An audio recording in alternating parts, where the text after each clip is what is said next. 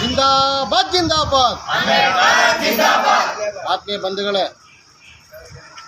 ಇವತ್ತೇನು ಮಂಡ್ಯ ಜಿಲ್ಲಾಧಿಕಾರಿಗಳ ಕಚೇರಿ ಮುಂದೆ ಅಹೋರಾತ್ರಿ ಧರಣಿಯನ್ನು ಹಮ್ಮಿಕೊಂಡಿದ್ದೀವಿ.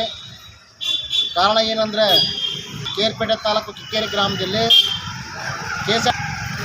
ಸುಮಾರು 5 ಮನೆಗಳು ದಲಿತ ಕುಟುಂಬಗಳು ವಾಸ ಇದೆ. ಮಾದಿಗ ಜನಾಂಗ ಸೇರಿದವರು 75-80 ವರ್ಷಗಳಿಂದ ಆ ಸ್ಥಳದಲ್ಲಿ ವಾಸ ಇದ್ದಾರೆ.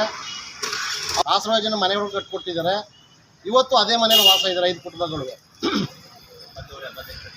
ಈಗ 95-96ನೇ ಸಾಲಿನಲ್ಲಿ ತಮಟೆ ಹೊಡಿಬೇಕು ಅನ್ನೋ ವಿಚಾರದಲ್ಲಿ ಗ್ರಾಮದಲ್ಲಿ ಸಾವು ನೋವುಗಳು, ಗ್ರಾಮ ದೇವತೆ ಹಬ್ಬಗಳವ, ತಮಟೆ ಹೊಡಿಲೇಬೇಕು, ಕುಳ್ವಾಡಿಕೆ ತಮಟೆ ಆ ಕಾಲದಲ್ಲಿ ನಡೆದು ಬಂದಿದೆ ಅಂತೇಳಿ ಇವ್ರನ್ನ ಒತ್ತಾಯ ಮಾಡಿದಾಗ ಆ ಒತ್ತಾಯಕ್ಕೆ ಇವರು ಸ್ಪಂದಿಸದ ಕಾರಣದಲ್ಲಿ ಆ ಕಟ್ಟಿರೋಂಥ ಮನೆಗಳು ಪಂಚಾಯತಿಗೆ ಸೇರಿದೆ ಅಂತೇಳಿ 96ರಲ್ಲಿ ಪಂಚಾಯತಿ ಮಾಡಿ ಮೇಲ್ವರ್ಗದ ಕೆಲವು ಕಿಡಿಗೇಡಿಗಳು ಅವರ ಹಕ್ಕನ್ನು ರದ್ದುಗೊಳಿಸಿ ಪಂಚಾಯತ್ ವ್ಯಾಪ್ತಿ ಮನೆ ತಗೋಬೇಕಂತ ನಿರ್ಣಯನ ಮಾಡ್ತಾರೆ.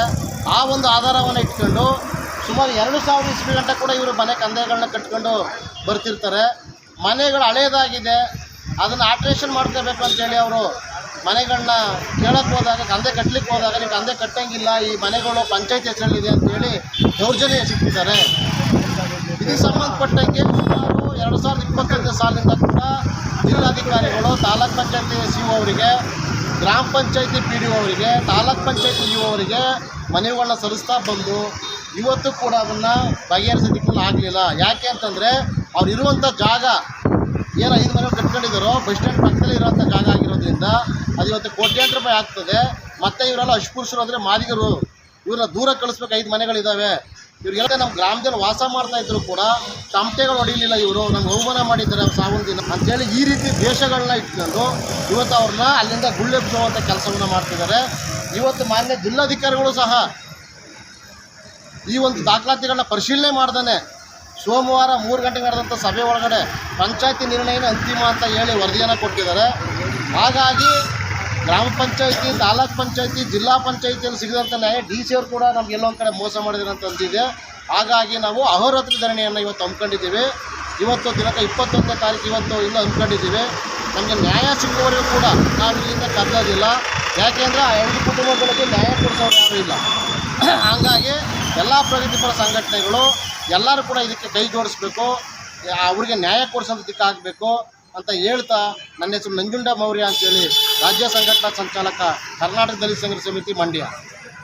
ಈ ದಿನ ಮಂಡ್ಯ ಜಿಲ್ಲಾಧಿಕಾರಿಗಳ ಕಚೇರಿ ಮುಂಭಾಗ ಕರ್ನಾಟಕ ದಲಿತ ಸಂಘರ್ಷ ಸಮಿತಿ ಕಿಕ್ಕೇರಿ ಗ್ರಾಮದಲ್ಲಿ ಏನು 5 ದಲಿತ ಕುಟುಂಬಗಳನ್ನು ಒಕ್ಕಲೆಬ್ಬಿಸುವಂಥ ಪ್ರಯತ್ನವನ್ನು ಮಾಡ್ತಾ ಇದೆ. ಕಿಕ್ಕೇರಿ ಗ್ರಾಮ ಪಂಚಾಯತಿ ಮತ್ತು ಜಿಲ್ಲಾಡಳಿತ ಸೇರಿದಂಗೆ ಇವತ್ತು ದಲಿತರಿಗೆ ದ್ರೋಹ ಮಾಡುವಂಥ ಕೆಲಸ ಮಾಡಿದೆ.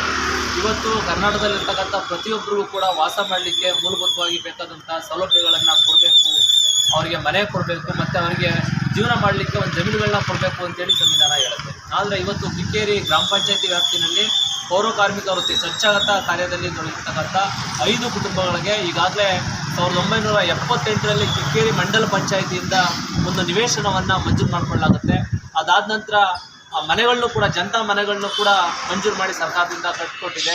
ಆದರೆ ಗ್ರಾಮ ಪಂಚಾಯತ್ ಅಧ್ಯಕ್ಷರು ಪ್ರಭಾಕರ್ ಅಂತಕ್ಕಂಥವರು ತಮಟೆ ಬಡಿಲಿಕ್ಕೆ ಕರೆದಂಥ ಸಂದರ್ಭದಲ್ಲಿ ಬರಲಿಲ್ಲ ಅನ್ನೋ ಏಕೈಕ ಕಾರಣಕ್ಕೋಸ್ಕರ ಆ ಮನೆಯಲ್ಲಿ ವಾಸ ಮಾಡ್ತಾ ಇರ್ತಕ್ಕಂಥ ಕುಟುಂಬಗಳನ್ನು ಒಕ್ಕಲೆಬ್ಸಿಗೋಸ್ಕರ ತನ್ನ ಅಧಿಕಾರವನ್ನು ದುರ್ಬಳಕೆ ಪಡಿಸ್ಕೊಂಡು ಅವತ್ತು 1995-96ನೇ ಸಾಲಿನಲ್ಲಿ ವಾಸ ಮಾಡ್ತಾ ಇರ್ತಕ್ಕಂಥ ಮನೆಗಳನ್ನು ಗ್ರಾಮ ಪಂಚಾಯತ್ ಸೊತ್ತಿಗೆ ಸೇರಿದ್ದು ಅಂತೇಳಿ ಒಂದು ಕಾನೂನು ಬಾಹಿರ ನಿರ್ಣಯವನ್ನು ಕೈಗೊಳ್ತಾರೆ.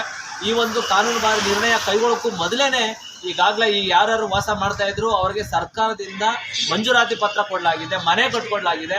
ಆದರೂ ಕೂಡ ಒತ್ತಾಯಪೂರ್ವಕವಾಗಿ ಅವ್ರಿಗೇನು ಗೊತ್ತಿಲ್ಲ, ಅವರು ವಿದ್ಯಾವಂತರಲ್ಲ ಅನ್ನೋ ಕಾರಣಕ್ಕೋಸ್ಕರ ಈ ಒಂದು ಮನೆಗಳನ್ನ ಕಸಿದುಕೊಳ್ತಕ್ಕಂಥ ಒಂದು ಕಾನೂನು ಬಾಹಿರ ನಿರ್ಣಯವನ್ನು ಗ್ರಾಮ ಪಂಚಾಯತಿನಲ್ಲಿ ಮಾಡಿದೆ.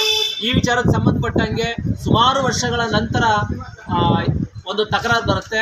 ಆ ಹಿರಿ ಮನೆಯಲ್ಲಿ ಯಾರು ವಾಸವಾಗಿದ್ದರೂ ಅವರು ನಿಧನವಾದ ನಂತರ ಆ ಖಾತೆಯನ್ನು ಬದಲಾವಣೆ ಮಾಡಿಕೊಡಿ, ಪೋತಿ ಖಾತೆ ಮಾಡಿಕೊಡಿ ಅಂತ ಗ್ರಾಮ ಪಂಚಾಯತಿಗೆ ಹೋಗೋದಂಥ ಸಂದರ್ಭದಲ್ಲಿ ಇಲ್ಲ, ಆ ಒಂದು ಮನೆ ನೀವು ವಾಸ ಮಾಡ್ತಕ್ಕಂಥ ಮನೆಯೇ ನಿಮ್ಮದಲ್ಲ ಅಂತೇಳಿ ಆ ಪಂಚಾಯತಿಯಿಂದ ಉತ್ತರವನ್ನು ಕೊಡ್ತಾರೆ. ಈ ವಿಚಾರ ಗೊತ್ತಾದ ನಂತರ ಸಂಘಟನೆಯವ್ರ ಹತ್ರ ಇವರು ಹೋಗಿ ತಮ್ಮ ನೋವೆಲ್ಲ ಹಂಚ್ಕೊಂಡಾಗ ಅವರೆಲ್ಲ ದಾಖಲಾತಿಗಳನ್ನ ತರಿಸಿ ನೋಡಿದಾಗ 1995-96ರಲ್ಲಿ ಅವರ ಮನೆಗಳನ್ನು ಕಸಿದುಕೊಂಡಿರ್ತಕ್ಕಂಥ ಪ್ರಕರಣ ಬೆಳಕಿಗೆ ಬಂದಿದೆ. ಅಲ್ಲಿಂದ ನಿರಂತರವಾಗಿ ತಾಲೂಕ್ ಪಂಚಾಯಿತಿ, ಜಿಲ್ಲಾ ಪಂಚಾಯಿತಿ, ಜಿಲ್ಲಾಧಿಕಾರಿಗಳು, ಗ್ರಾಮ ಪಂಚಾಯತಿ ಎಲ್ಲರಿಗೂ ಕೂಡ ಸಂಬಂಧಪಟ್ಟ ಅಧಿಕಾರಿಗಳು ಎಲ್ಲರಿಗೂ ಕೂಡ ಮನವಿಗಳು ಕೊಟ್ಟರು ಕೂಡ ವಾಸ ಮಾಡ್ತಿರ್ತಕ್ಕಂಥ ಮನೆಗಳನ್ನು ಉಳಿಸ್ಕೊಡಿ ಅಂತೇಳಿ ಮನವಿಗಳು ಕೊಟ್ಟರು ಕೂಡ ಅದು ಒಂದು ಕೇಂದ್ರ ಸ್ಥಾನದಲ್ಲಿದ್ದಾರೆ. KSRTC ಬಸ್ ಸ್ಟ್ಯಾಂಡ್ ಪಕ್ಕದಲ್ಲಿರ್ತಕ್ಕಂಥ ಜಮೀನಾಗಿರೋ ಕಾರಣಕ್ಕೋಸ್ಕರ ಅಲ್ಲಿರ್ತಕ್ಕಂಥ ಮನೆ ಒಳಗಡೆ ವಾಸ ಮಾಡ್ತಿರ್ತಕ್ಕಂಥದನ್ನ ಒಕ್ಲೆಬ್ಸ್ತಕ್ಕಂಥ ಪ್ರಯತ್ನವನ್ನು ಮಾಡಿದ್ದಾರೆ.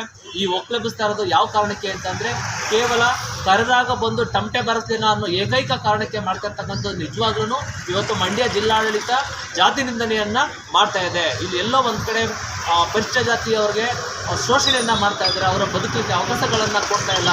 ನಿಜವಾಗ್ಲೂ ಒಂದು ಜಾತಿ ತಡೆ ದೌರ್ಜನ್ಯ ಕಾಯ್ದೆ ಏನಾದರೂ ಆಗ್ತದೆ ನಿಜವಾಗ್ಲೂ ಈ ಒಂದು ಜಿಲ್ಲಾಡಳಿತದ ಮೇಲೆ ಆಗಬೇಕಾಗುತ್ತೆ ಅಂತೇಳಿ ಇವತ್ತು ಹೋರಾಟವನ್ನು ಮಾಡ್ತಾ ಇದ್ದಾರೆ. ಇವತ್ತು ಅವ್ರು ಕೇಳ್ತಾ ಇರೋದು ತಮ್ಮ ಸೂರು, ತಮ್ಮ ಏನು ಸಾಲ ಕಟ್ಟಿ 2000ನೇ ಇಸ್ವಿ ತನಕ ತಾವು ಮನೆ ಕಂದಾಯವನ್ನು ಕಟ್ಟಿ ತಮ್ಮ ಮನೆಗಳನ್ನ ಕಟ್ಕೊಂಡಿದ್ದಾರೆ, ಆ ಮನೆಯನ್ನು ಇವರು ತೆರವುಗೊಳಿಸ್ತಕ್ಕಂಥ ಕಾರ್ಯಕ್ಕೆ ಏನು ಕೈ ಹಾಕಿದ್ದಾರೆ ಇವತ್ತು ಜಿಲ್ಲಾಡಳಿತ. ಅದರ ವಿರುದ್ಧ ಇವತ್ತು ಒಂದು ಅಹೋರಾತ್ರಿ ಧರಣಿಯನ್ನು ಮಾಡ್ತಾ ಇದ್ದಾರೆ. ಈ ಒಂದು ಧರಣಿ ತಮ್ಮ ಬೇಡಿಕೆ ಇಡೋ ತನಕ, ತಮ್ಮ ಮನೆಗಳು ತಮಗೆ ಉಳಿಯೋ ತನಕನೂ ಕೂಡ ಬಿಡಲ್ಲ ಅಂತೇಳಿ ದಲಿತ ಸಂಘರ್ಷ ಸಮಿತಿ ನಂಜುಂಡ ಮೌರ್ಯ ಅವರು ಮತ್ತು ಯಾರ್ಯಾರು ಮನೆಗಳನ್ನು ಕಳ್ಕೊತಾ ಇದ್ದಾರೆ ಆ ಎಲ್ಲ ನಿರಾಶ್ರಿತರು ಕೂಡ ಈ ಒಂದು ಧರಣಿಯನ್ನು ಮಾಡ್ತಾ ಇದ್ದಾರೆ. ಈ ಧರಣಿಗೆ ಎಲ್ಲ ಪ್ರಗತಿಪರ ಸಂಘಟನೆಗಳು, ಎಲ್ಲ ಹೋರಾಟಗಾರರು, ಎಲ್ಲ ದಲಿತ ಸಂಘರ್ಷ ಸಮಿತಿಯ ಪ್ರಾಮಾಣಿಕರು, ಯಾರ್ಯಾರು ಪ್ರಗತಿಪರ ಇದ್ದೀರಿ ಎಲ್ಲರೂ ಕೂಡ ನೊಂದವರು ಇವರ ಪರವಾಗಿ ಬಂದು ಧ್ವನಿಗೂಡಿಸ್ಬೇಕು ಅಂತೇಳಿ ನಂಜುಂಡ ಮೌರ್ಯ ಅವ್ರ ಪರವಾಗಿ ನಾನು ಕೂಡ ಮನವಿಯನ್ನು ಮಾಡ್ತಾ ಇದ್ದೀನಿ. Thank you sir.